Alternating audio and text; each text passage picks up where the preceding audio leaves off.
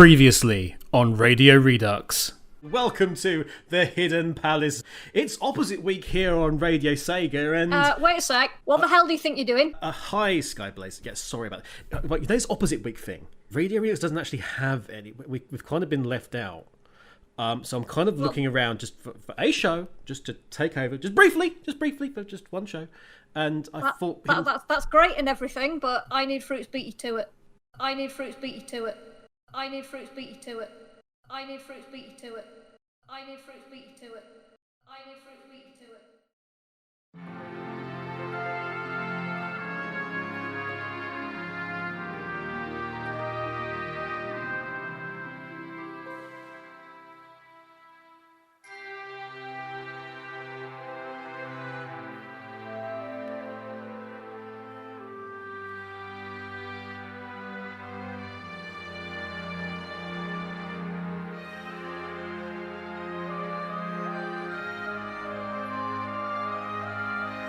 Welcome to the Hidden Palace with KevBlaze.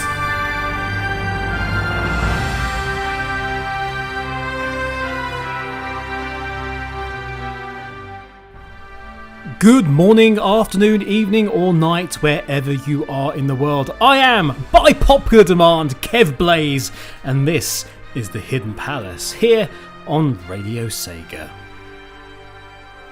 On this week's special summer Shakeup show, I want to take you back to a time of change, when the modern day Sega was just beginning to find its feet again.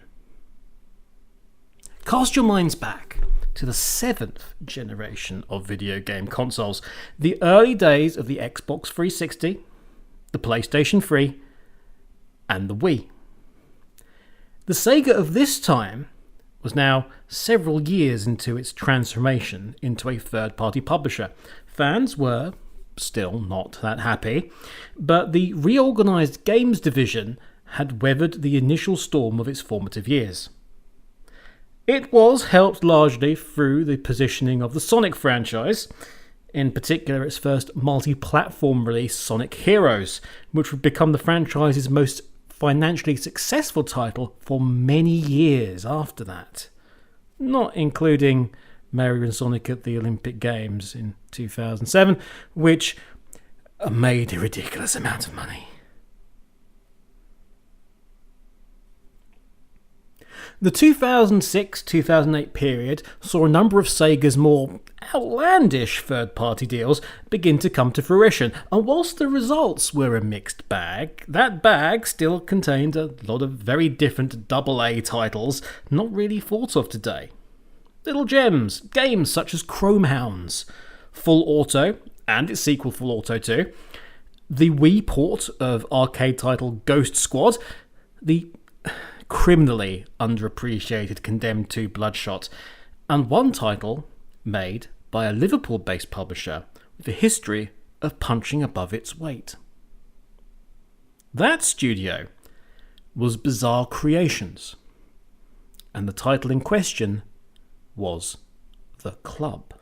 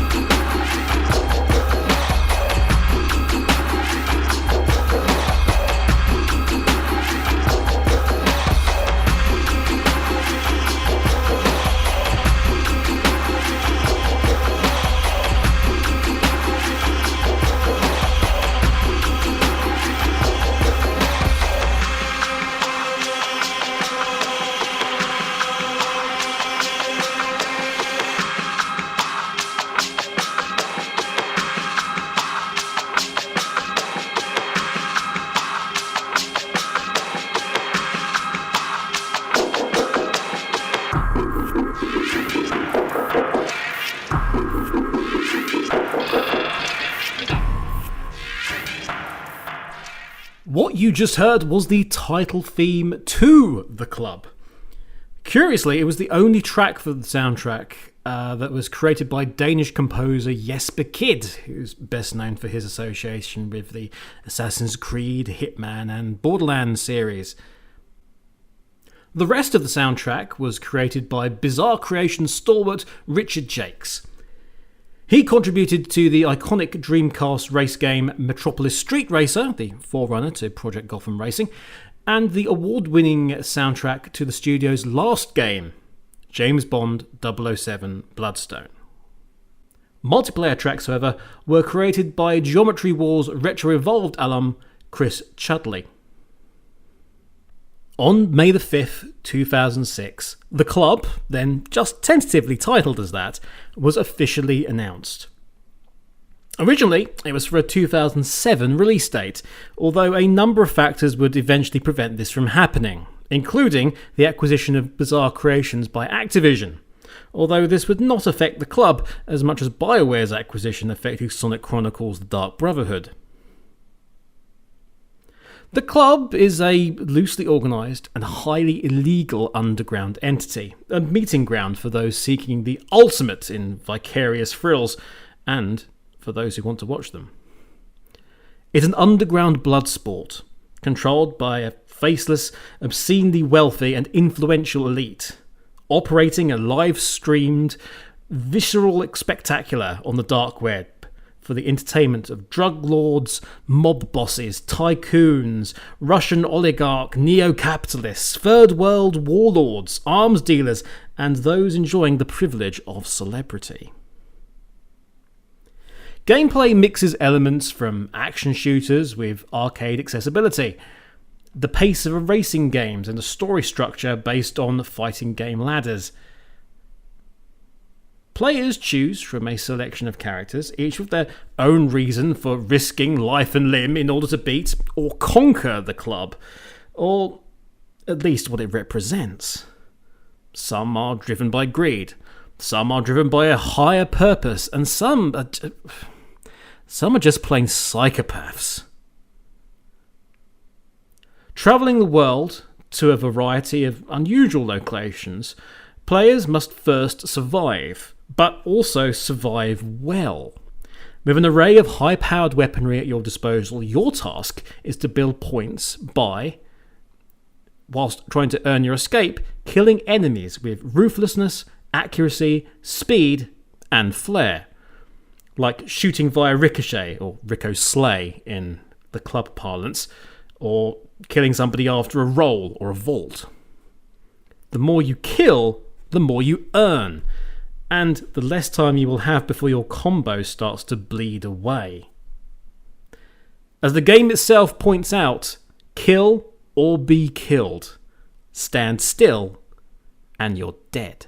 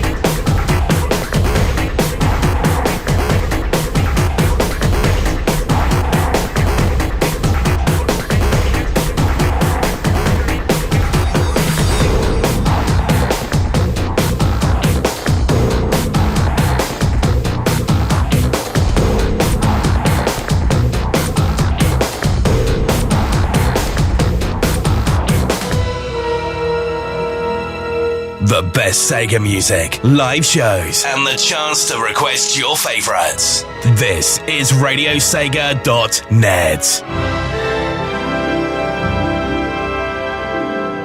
Sega.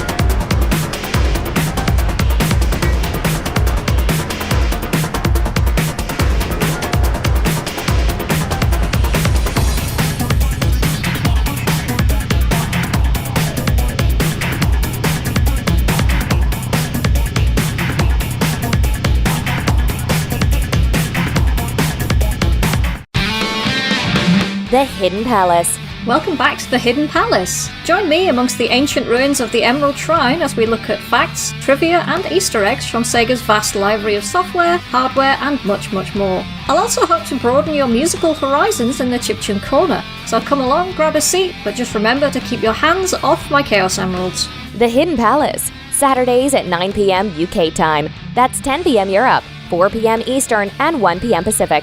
Only on Radio Sega. Who the heck was that? Damn fakers.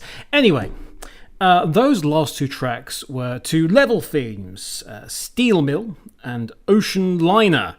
And I've got to say, that Ocean Liner in particular, that sounded very Sonic Riders Zero Gravity-y to me. I don't know about you guys. Bizarre Creations actually put out a whole host of press releases for the club. I mean, loads of them. A lot more than you would normally get with a Sega title. And pretty much about every single thing imaginable. They did a lot about the characters, and they did a lot about the locations. Ocean Liner in particular, they went into quite a lot of depth of the history of the place. And this is not actually really mentioned in the game at all. This is just random other stuff that they came up with in terms of the background. So this is what it actually says for that. The Ocean Liner location. The RMS Aquilania launched in 1921 as was part of an illustrious family of ocean liners. Not quite sure that reads properly, but that's what's written. So luxurious were the facilities aboard her that she was nicknamed in the press as the Queen of the Seas. During the prime of her life, she regularly carried movie stars, millionaires, presidents, titled heirs, and royalty back and forth across the Atlantic. Her palatial adorned staterooms, bars, restaurants and ballrooms played host to various scandals and legendary incidents over the years. Reportedly, 3 popular musicians and singers met aboard her and collaborated on writing a musical together to pass away the time, only to then ceremoniously throw the completed manuscript into the water just as the ship made port. As you can tell, none of this is remotely relevant to this is where you shoot things and people go die.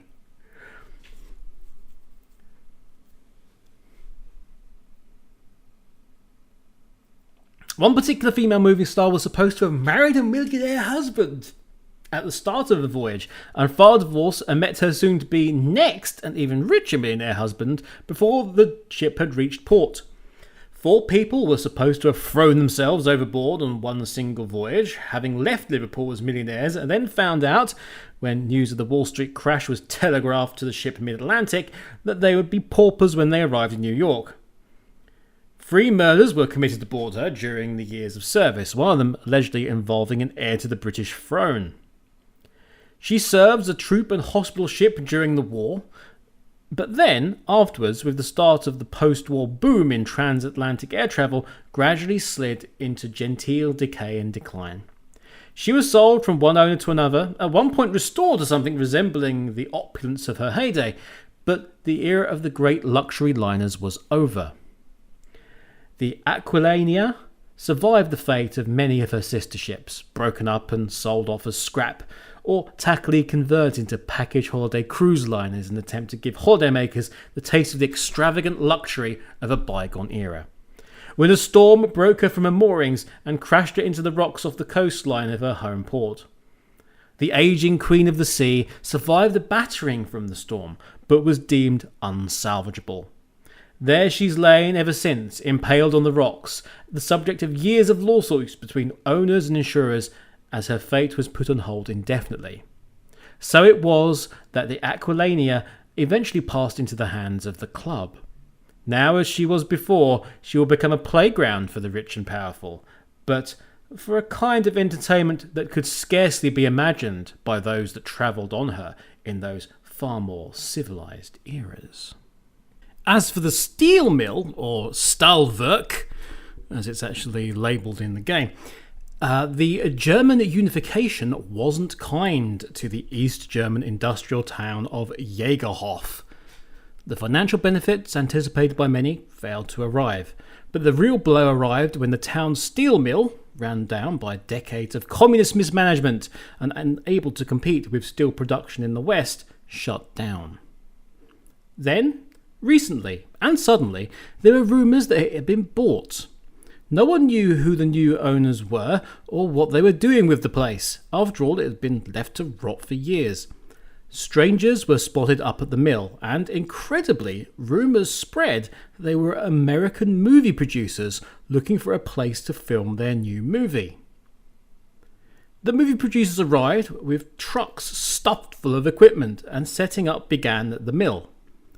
The inhabitants of Jägerhof had hoped for jobs helping out, but were disappointed that the producers didn't hire any locals.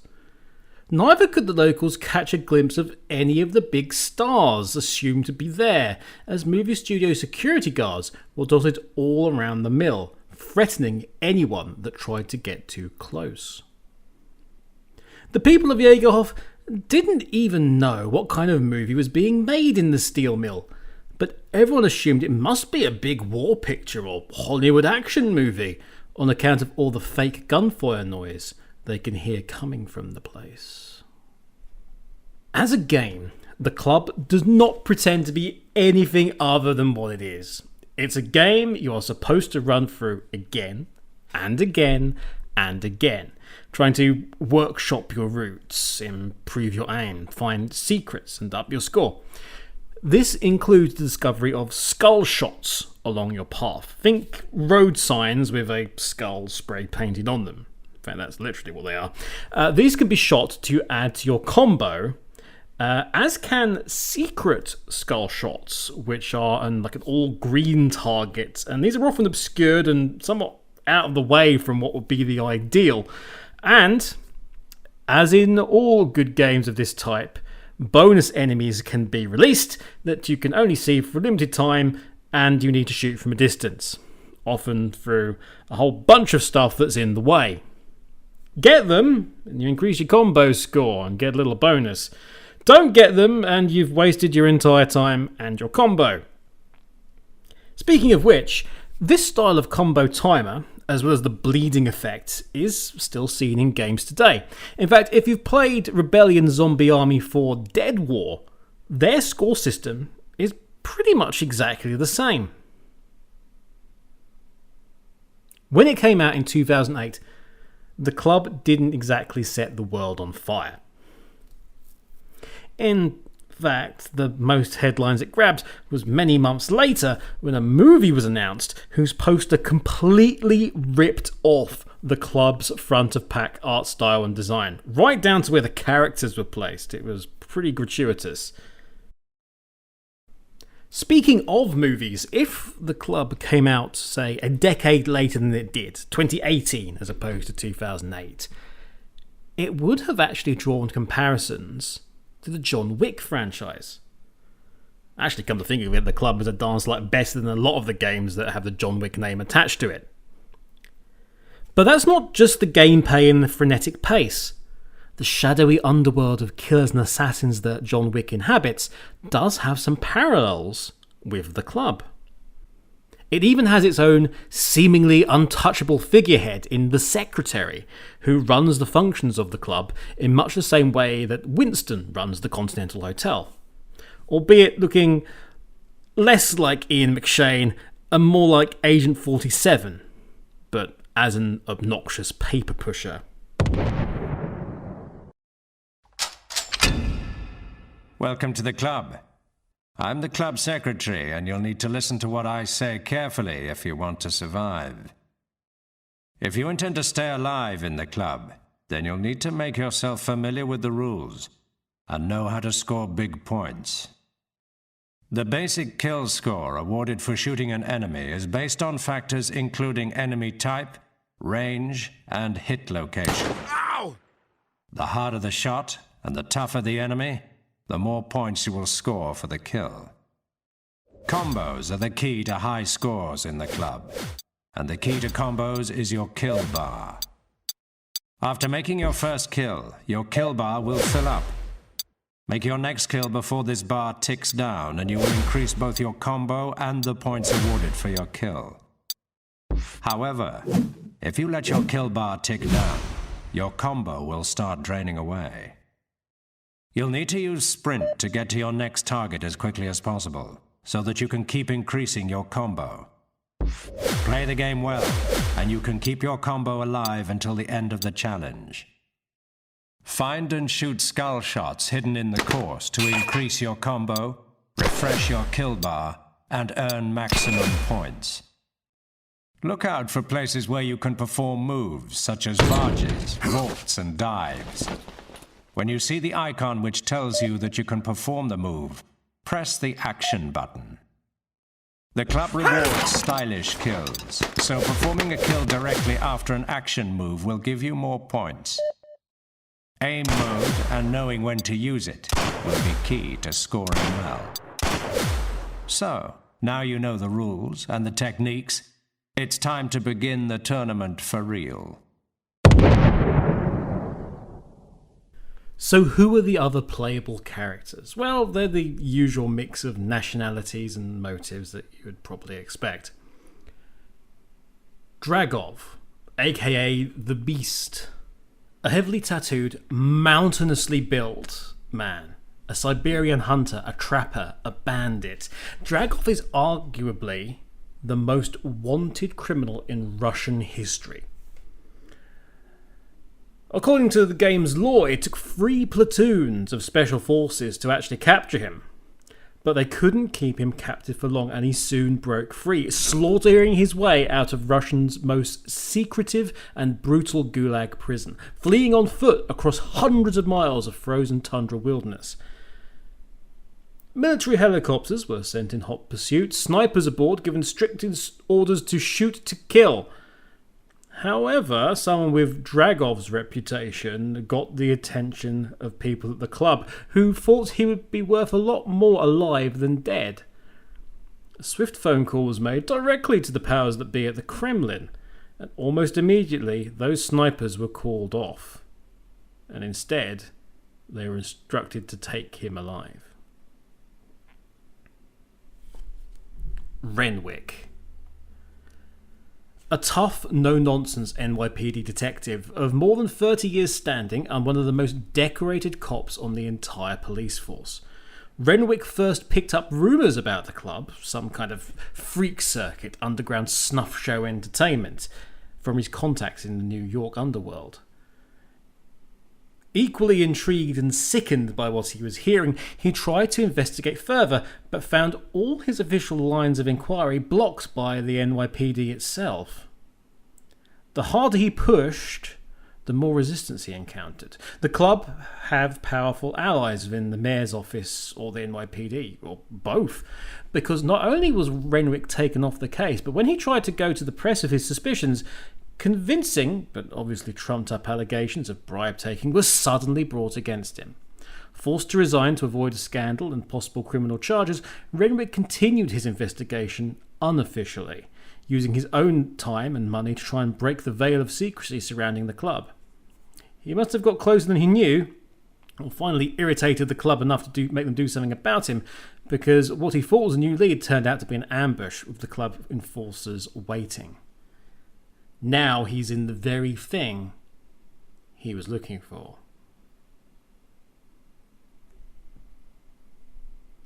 Finn. Now, Finn's the character I always play as. He's in his mid to early 30s. He hails from the American South. He's a professional high-stakes gambler who rides his luck a lot harder than he should, and certainly rides it a lot more than is safe for him. He finds himself drifting from city to city, country to country, always leaving behind a mess that he's trying to escape from. He's always chasing the next big game, next big score, and always managing to stay one step ahead of the law. When he got to Las Vegas, however, his past did indeed catch up with him, as did the mob. He kind of owes the mob a cool $500,000, and apparently if he doesn't pay, they're going to take what they're owed, it says here, in body parts. So, with Finn's luck apparently running out, things take a turn for the better, or is that worse? He hears about the club. Hey, there's lots of money involved. And, he can do a little bit of nastiness if it gets him out of his jam. After all, that's a game for high stakes as well. If he wins, he goes free with his debts paid off. Not like he's got much of a choice, because the alternative is being strapped to a chair surrounded by mob thugs and a very short life expectancy. Finn's actually a very well-balanced character with little emphasis on the stamina side of things. SEGA is, in a way, the most worrying character there is. He's in his early 20s. He's a handsome, athletic, confident, rich kid who likes nothing more than living life on the edge. He's an absolute thrill seeker. Anything you could name, he's done it. Extreme sports, legal street racing, Russian roulette, bare-knuckle boxing, and more. He's always pushing himself to the edge, looking for the next high and the next most extreme test of himself. Then he heard about the club. And while other people are forced into the club, SEGA pretty much volunteered for the club. He went seeking it out. In fact, he was captured and brought to the moneymaker of the entire enterprise, the secretary. Killed the two people that was actually his prison guards. Could have shot the secretary, didn't. Instead laid the gun down, and also laid some money down, and said some simple words: "I want to play." To him, the club is a game. So you can see, in a way, he's possibly the most worrying character. Kuro. To members of the club, Kuro is a notorious international assassin and terrorist, thought of as the modern-day Carlos the Jackal. He was captured by the club using their extensive contacts in the criminal underworld and global law enforcement organisations. If it hadn't been the club, it was only a matter of time before an international law enforcement agency caught up with Kuro anyway. Nonetheless, Kuro is now in the game of his life with the club, offering him a chance of freedom, survive the gauntlet put in front of him, and they'll line him up with a new face and identity anywhere in the world. It's a very tempting offer.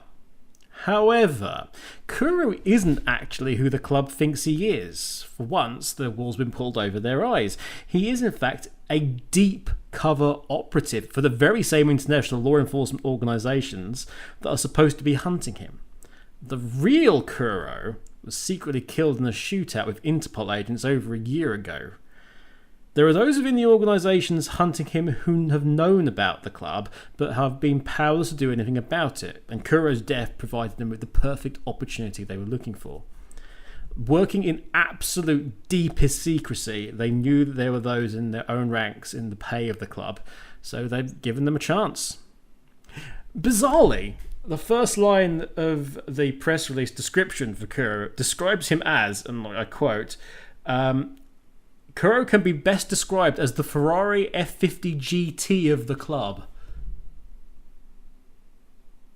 He's very quick, is I think what they're trying to say. Killen. Don't let the name fool you. At least not entirely. He's a tough, grizzled, middle-aged man with a real down and dirty outlook about him. Looks like a real outlaw. Killen is an Australian. He's the club's favourite son, although he wouldn't want to be. One of the club's rare survivors. He's sort of come back for more. Again, not of his own choice. He's the competition's highest kill scorer. He's pretty much just a legend in this underground world. But the money men want him back. Killen's been on the run for years, moving from continent to continent, changing from one identity to another, running with other outlaw groups and trying to exist like below the radar and out of sight, but trying to keep the life for himself going. Unfortunately, the club have far more contacts than Killen reasoned with, and eventually they caught up with him. It only took one whispered word to bring the most fearsome killer in history of the club to heel, and that word was Rebecca. No, it wasn't Martha, sorry.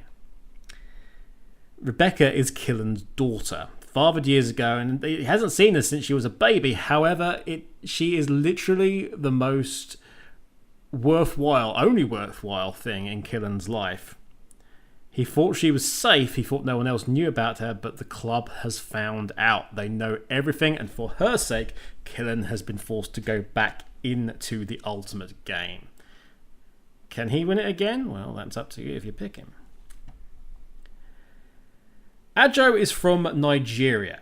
He is a giant of a man. His name is actually to be righteous, is what it means in Yoruba.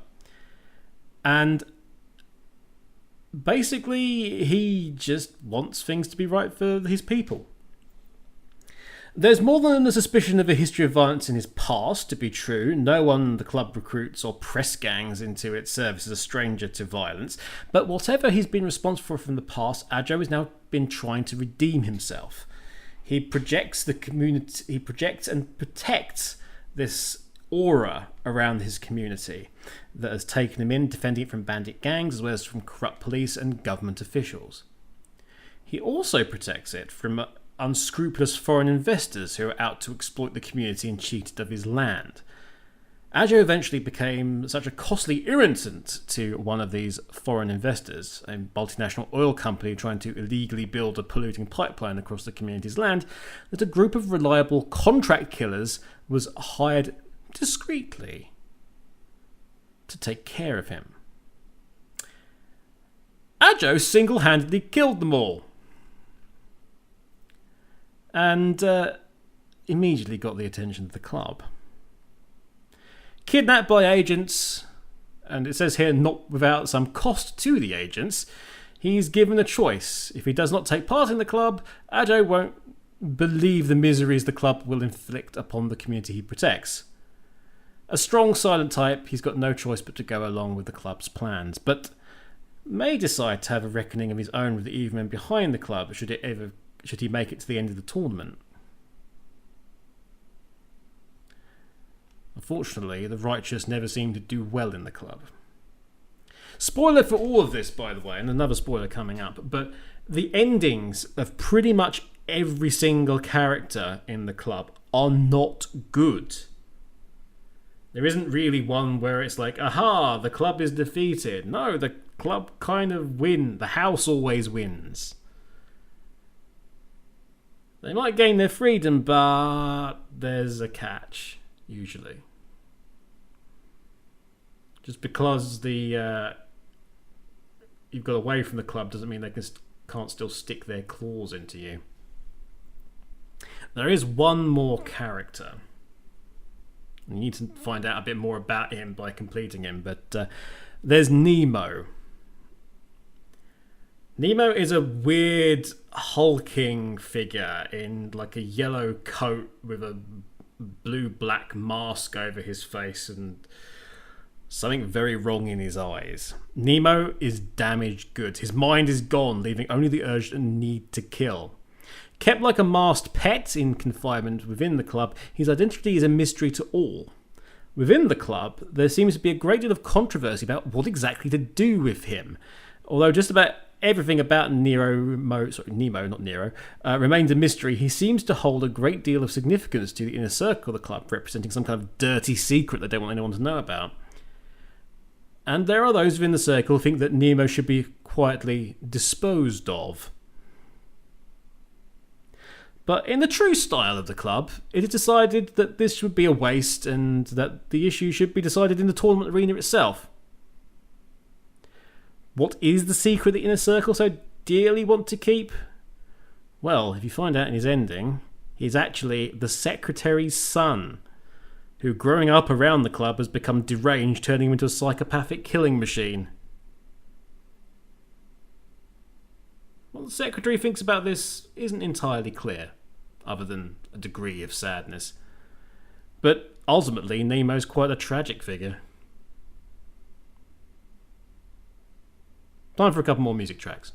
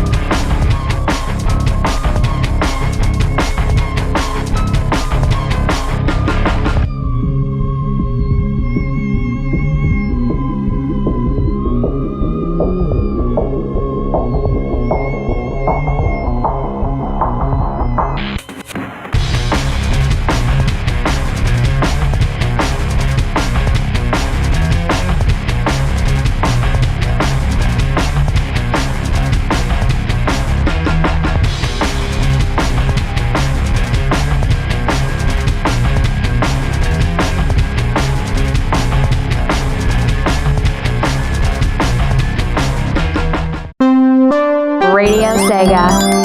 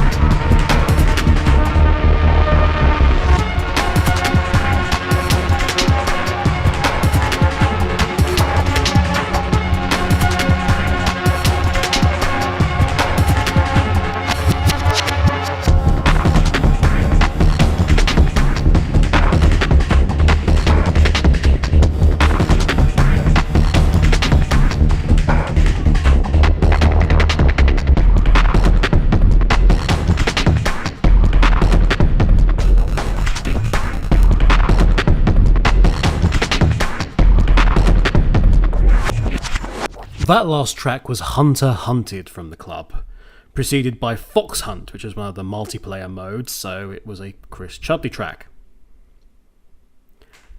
Whilst we had all those characters, and they did have voice actors for the most part, none of them were in any way notable, more UK bit part actors. Adjo's VA played the very well known role of Crippled Man in Pirates of the Caribbean Dead Man's Chest, and was then eaten by a kraken. But outside of this, he, like the others, had numerous bit parts in various soaps and dramas for the BBC and ITV. So things like Emmerdale and Coronation Street, EastEnders, Casualty, Heartbeat, The Bill.